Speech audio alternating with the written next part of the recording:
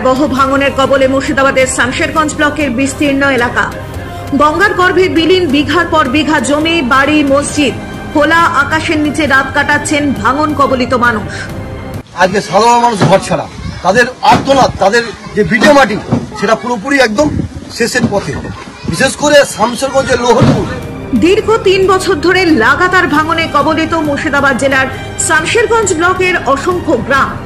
গঙ্গার ভাঙনে জেলার মানচিত্রেও বদল এসেছে। গঙ্গার গ্রাসে চলে গেছে একাধিক দোতলা বাড়ি, মসজিদ ও রাস্তা।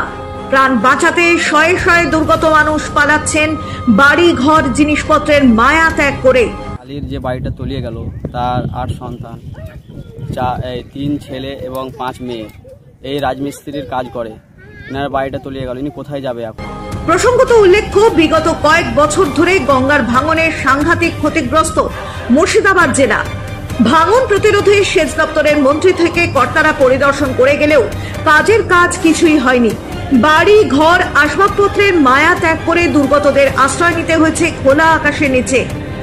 বর্ষার আগে প্রশাসন ভাঙন ঠেকাতে কোনো রকমে বালির বস্তা দিয়ে পাড় বাঁধাইয়ের কাজ শুরু করলে ক্ষোভে ফেটে পড়েন গ্রামবাসীরা।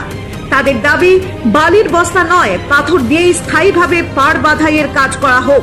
আমাদের রাজ্য সরকার যে কাজের যে 100 কোটি টাকার ঘোষণা করেছে, সেই কাজ হচ্ছে। বালির বস্তা দিয়ে সেই জায়গায় জায়গায় কাজ হচ্ছে। এখন কেন্দ্র সরকার যদি আমাদের সহযোগিতা করে বা হাত বাড়িয়ে দেয়, তাহলে আমাদের অনেক ভালো হয়। আমাদের অনেক চিন্তা। আজ হয়তো এই নওশাদদার বাড়ি জলে তলিয়ে গেল, কাল হয়তো আমাদের তলিয়ে যাবে। আরও অন্য অন্য মানুষ আছে যারা গঙ্গার ধারে বসবাস করে, তাদেরও বাড়ি হয়তো তলিয়ে যাবে। আমরা অনেক চিন্তার মধ্যে রয়েছি। এরই মধ্যে প্রতাপগঞ্জের মূল রাস্তায় ফাটল দেখা দিয়েছে।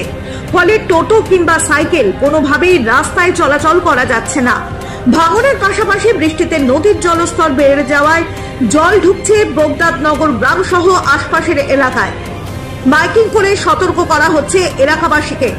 পঞ্চায়েতের তরফে বালির বস্তা দিয়ে জল আটকানোর চেষ্টা চলছে। সব মিলিয়ে সর্বত্র হাহাকারের চিত্র ফুটে উঠছে সংবাদ মাধ্যমের ক্যামেরায়। ব্যুরো রিপোর্ট, বাংলা দর্শন।